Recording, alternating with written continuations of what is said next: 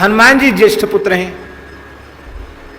राम जी बोले अब बड़े को छोड़ के छोटे को राजा बनावे, कुछ को राजा बनावे तो अन्याय हो जाएगा, इसलिए। और दूसरी बात यह है, जब भाइयों के पुत्रों को अलग अलग दिया तो अपने पुत्रों में, भाई के पुत्रों में भेद क्यों?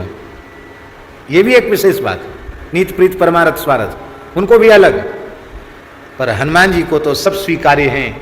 हनुमान जी को कोई ऐसा नहीं है जो हनुमान जी को स्वीकार न करता हो, तो हनुमान जी सबके लिए स्वीकार्य हैं। इसलिए अयोध्या का राजा हनुमान जी को बनाया। और अयोध्या का राजा का मतलब है 7 द्वीप 7 समुद्र वाली संपूर्ण पृथ्वी का राजा। इसलिए भैया बड़े बड़े देवी देवता संसार में बने रहो, सबको दंडवत है, सबको प्रणाम है, लेकिन राम जी ने राजा जिनको बनाया, सारी धरती का एक छत्र सम्राट बनाया, वे श्री हनुमान जी महाराज हैं। राम जी ने हनुमान जी का अभिषेक किया, सप्तद्वीपवती पृथ्वी के एक छत्र सम्राट के रूप में अभिषेक किया। कहां किया अभिषेक? श्री अयोध्या हनुमानगढ़ी में। दर्शन किया हनुमानगढ़ी? ठीक से नहीं किया, ठीक से नहीं किया। ठीक से करोगे तो वहां आपको दिखाई पड़ेगा। हनुमान जी तो सिंहासन पर बैठे हैं स्वर्ण छत्र लगा करके, और राम लक्ष्मण भरत शत्रुघ्न और किशोरी जी ये पांचों पीछे खड़े हैं। देखा? ये नहीं देखा? वो पीछे जो पीछे ठाकुर जी को नहीं देखा पीछे? हाँ, यही तो बात, इसलिए तो हम कहते ठीक से नहीं दर्शन किया। बड़े बड़े स्वरूप हैं, छोटे मोटे नहीं हैं, पूरे राम जी बड़े। राम जी, भरत जी, लक्ष्मण जी, शत्रुघ्न जी और श्री राम जी के बामांग में किशोरी जी। पर वहाँ हनुमान जी के यहाँ एक तो अखंड धूना चलता है, अखंड अग्नि हनुमान जी के मंदिर में रहती है। हजारों वर्ष हो गए अब तक हनुमान जी के मंदिर के भीतर की अग्नि बुझी नहीं। और दिन में हनुमान जी को बार बार धूप दिखाई जाती है, जनार्दन धूप। तो पुजारी जो होते हैं उनके कपड़े भी काले हो जाते हैं, और मंदिर तो पूरा काला है। और पीछे जो सरकार खड़े हैं वो बार बार धूप के धुआं से सरकार भी सब वो दिखाई नहीं पड़ते हैं, उनकी पोशाक भी उसी रंग की हो जाती है। पोशाक भी रोज नहीं बदलती है। हाँ, विशेष विशेष पर्व पर हनुमान जी को सरकारों का मज्जन होता है, पोशाक बदलती है। बाकी हनुमान जी 3 टाइम में स्नान करते हैं, धारोष्ण कच्चे दूध से। और क्या कहना, हनुमान जी की सेवा तो हनुमान जी की सेवा है। ऐसी हनुमान जी की सेवा अन्यत्र कहीं होती नहीं, जैसी हनुमानगढ़ी में जिस विधि से हनुमान जी की सेवा होती है। और वो बड़ी प्राचीन पद्धति है, परंपरागत। हनुमान जी के मंदिर के क्या रहस्य हैं उनको या तो हनुमान जी जाने या हनुमान जी के पुजारी जाने। और ये मर्यादा है कि हनुमान जी के मंदिर के रहस्य पुजारी बाहर बोलते नहीं, बोलते ही उनका अनिष्ट हो जाएगा।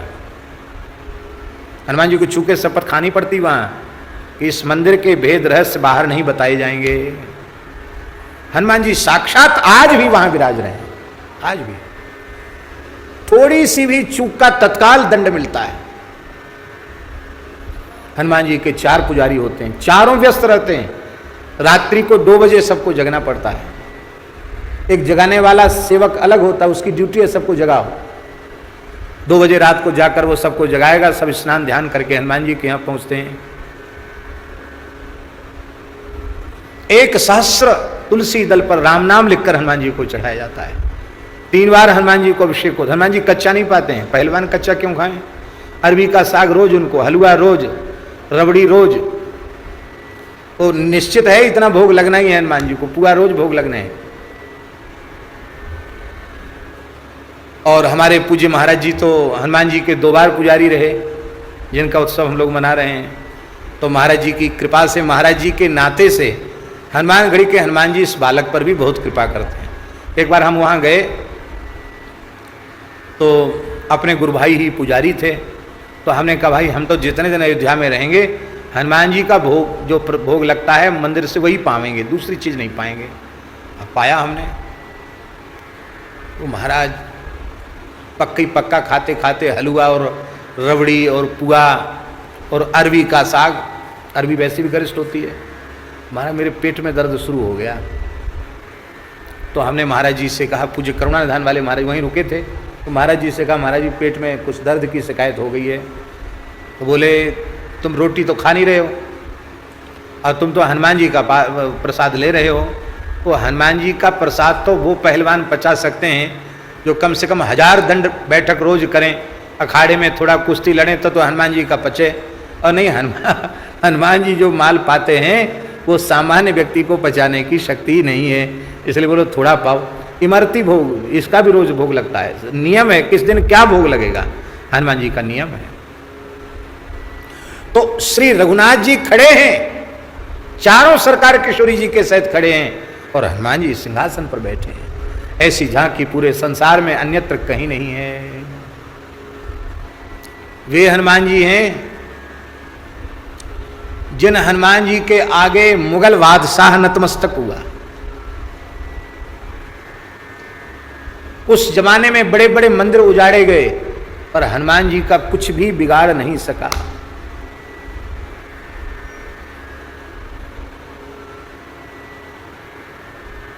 बादशाह के द्वारा बहुत कीमती हीरों की माला हनुमान जी को धारण कराई गई।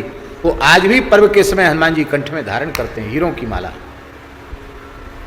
मुगल बादशाहों को जिन्होंने झुका दिया हो ऐसे हनुमान जी, चारों युग प्रताप तुम्हारा है प्रसिद्ध जगत उजारा।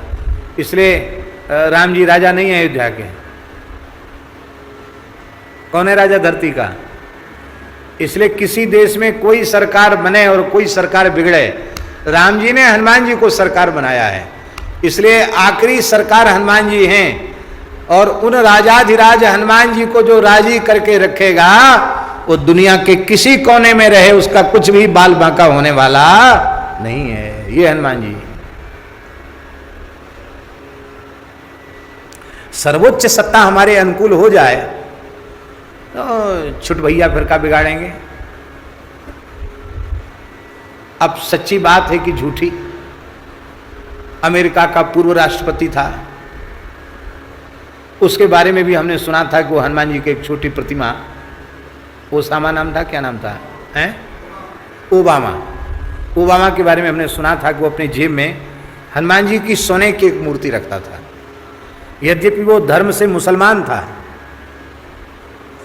हैं क्या? हाँ, हसन बराक ओबामा लो। और मुसलमान तो बुत परस्ती का विरोध करते, लेकिन वो हनुमान जी का भगत था महाराज।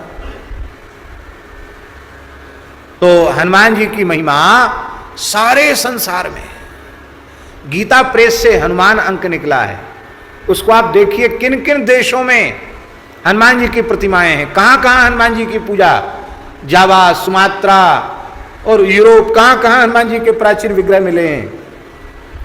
इसी काल में सारी धरती पर हनुमान जी के मंदिर थे। तो जैसे चंद्रमा, अब चंद्रमा कोई भारतवर्ष में भारतवासियों कोई सुलभ हो, उसी को प्रकाश देता हो, शीतलता देता हो, आह्लाद, ऐसा तो नहीं है। चंद्रमा पूरी धरती को पोषित करता है, पूरे संसार को आह्लाद देता है। ऐसी हनुमान जी सबका पोषण करते हैं, हनुमान जी सबको आनंद देते हैं, हनुमान जी सबको आह्लाद देते हैं। पर विशेष आह्लाद किसको मिला? बोले विशेष आह्लाद मिला विबुध कुल कैरवानंदकारी। विबुध कुल माने जो देवताओं का कुल है, समूह है, वह कुमुदनी के समान, और उस कुमुदनी के समान जो देवताओं का कुल था वो रावण के प्रताप रूपी सूर्य के कारण संकुचित हो रहा था। और अब भगवत कृपा से श्री हनुमान जी का प्राकट्य हुआ, और हनुमान जी का प्राकट्य हुआ तो देवता रूपी कुमुदनी खिल गई कि अब हमारी विपत्ति दूर होने वाली ही है। सब प्रसन्न हो गए। इसलिए उनको इस प्रकार से कहा, जयत्यंजनी गर्भ अंभोति संभूत विधु विबुध कुल कैरवानंदकारी। और कैसे हैं? केसरी चारु लोचन चकोरद चकोरक सुखद लोक गण शोक संतापहारी।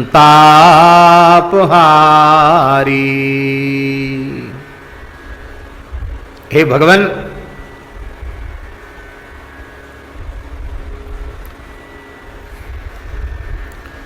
चंद्रमा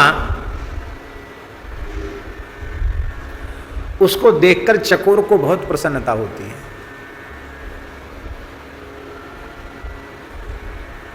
कैसा है मामा जी का पद? फूल बगिया में बन गए चकोर, हैं? कैसा है? चकोर फूल बगिया में बन गए चकोर, हैं? ऐसा है ना पूज्य बक्सर वाले महाराज जी का पद है। तो ये चकोर को चंद्रमा बड़ा प्रिय होता है। रामचंद्र अब श्रीमुख चंद्र चकोर, किशोरी जी के मुख चंद्र के चकोर बन गए। ऐसे ही महाराज जी जैसे चकोर को चंद्रमा को देखकर बड़ा आह्लाद होता है, बड़ी प्रसन्नता होती है, ऐसे ही श्री हनुमान जी को देखकर किशोरी जी को वैसा ही आनंद मिला। किशोरी जो उनके पिता हैं, केसरी जो उनके पिता हैं, उनको वैसा ही आनंद मिला जैसे चकोर को चंद्रमा को देखकर आनंद मिलता है। क्योंकि हनुमान जी अंजना रूपी समुद्र के से उत्पन्न चंद्रमा है और चंद्रमा को देखकर चकोर को आह्लाद होता है। तो केसरी चकोर बन गए और हनुमान जी का मुख चंद्र हो गया। इसका मतलब अपने पिता के बड़े लाडले हैं। पिता जैसे अपने अत्यंत गुणगण संपन्न पुत्र को वात्सल्य पूर्वक देखे, ऐसे ही प्रेम पूर्वक केसरी जी हनुमान जी को निहारते रहते हैं। और ये कैसे हैं? बोले लोक गण शोक संतापहारी, ये संसार के समस्त पाप ताप संताप को दूर करने वाले हैं। लोक गण शोक संतापहारी, जानकी शोक नाशन तो है ही है, सारे संसार के शोक को नाश करने वाले हैं और सारे संसार के संताप को दूर करने वाले हैं। सबके संताप को हनुमान जी दूर करने वाले हैं। अब यहां एक प्रश्न है। प्रश्न यह है कि गोस्वामी तुलसीदास जी महाराज ने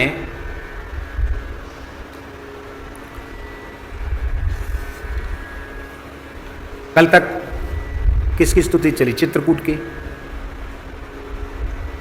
सब सोच विमोचन चित्रकूट पहले चला, फिर अब चित्रकूट ही चलो।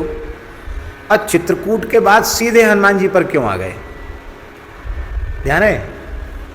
अब उनको चाहिए था कि चित्रकूट के बाद अयोध्या जी आते, फिर दशरथ जी का वंदन करते, तीनों माताओं का वंदन करते, फिर लखनलाल जी का वंदन करते, भरत शत्रुघ्न का वंदन करते, अब फिर होते होते अंत में हनुमान जी का वंदन करते। लेकिन चित्रकूट के वंदन के साथ सीधे हनुमान जी का वंदन, उसका एक भाव तो ये है, उसका एक भाव ये है कि जो जिससे उपकृत होता है उसके प्रति हृदय से कृतज्ञ होता है। अकृतज्ञ होता न है ऐसा नहीं, कृतज्ञ होना चाहिए। ध्यान में ही बात, आपने हमारा उपकार किया तो हम आपसे उपकृत हुए। आपने हमारा उपकार किया तो हमें आपके प्रति जीवन भर कृतज्ञ होना चाहिए। वो दिन हमें कभी नहीं भूलना चाहिए कि जब हम घोर संकट में थे, हमारा कोई नहीं था, तब आपने हमारी सहायता की। भले ही कोई ऐसा अवसर आ जाए कि उपकार जिसने किया था वो बेचारा सामान्य स्थिति में रह गया और जिसके प्रति उपकार किया वो महाराज मूर्धन्य से भी मूर्धन्य बन गया, लेकिन मनुष्यता ये है कि वो चाहे जितनी ऊंचाई पर पहुंच जाए, पर जिसके द्वारा हमारा उपकार हुआ है, हमारा हित हुआ है, उसके प्रति कृतज्ञता का भाव बना रहे। गोस्वामी तुलसीदास जी महाराज अपने जीवन में सबसे अधिक उपकृत श्री हनुमान जी से हैं। और हनुमान जी शिव जी दो नहीं है, एक ही है, रुद्रावतार ही तो है हनुमान जी, पर हनुमान जी से बहुत उपकृत हैं। सबसे पहले गोस्वामी जी को अपने जीवन में किसका अनुग्रह प्राप्त हुआ? बहुत ध्यान से सुने। गोस्वामी जी के जीवन काल की सबसे पहली रचना है हनुमान चालीसा। तुलसीदास जी महाराज के जीवन काल की सबसे पहली रचना है हनुमान चालीसा। वर्तमान में तो विचारक कहते नहीं, किसी दूसरे ने लिख दे, राम राम ऐसा सोचना महापाप है। क्यों? बोले तुलसीदास जी के द्वादश ग्रंथों में इनका नाम नहीं। अरे भले आदमी, द्वादश ग्रंथों में नाम नहीं है। अब मलुकदास जी की 12 खड़ी, छोटे बालक थे, 5 वर्ष के पूरे हुए मलुकदास जी, 6ठे वर्ष की आयु में विद्यालय में प्रवेश हुआ। तो गुरुजी ने ककहरा पाटी पर लिखा, बोले अभ्यास करके लाओ। सब बच्चे अपना अपना ककहरा जानते हो ना, जैसे का लिख दिया तो का ऐसे लिखते हैं। धीरे धीरे फिर मास्टर देखता है ठीक से का बना कि नहीं बना। अब तो मारना मना है नहीं, पहले तो वो डंडा भी मारते थे हाथ में। करो ऐसे हाथ नहीं कर तो नीचे से मारते थे डंडा, हाथ करना ही पड़ता था। हाथ नहीं करो तो ज़्यादा डंडा पड़ेंगे, इसलिए लोग ऐसे प्रसाद जैसे लेते ना, ऐसे हाथ फैलाना पड़ता था मास्टर के आगे। आप लोग जब पढ़े होंगे तो आपको याद होगा। श्री वृंदावन बिहारी लाल की जय। एक गांव में, नाम ले दें गांव का, ले दें।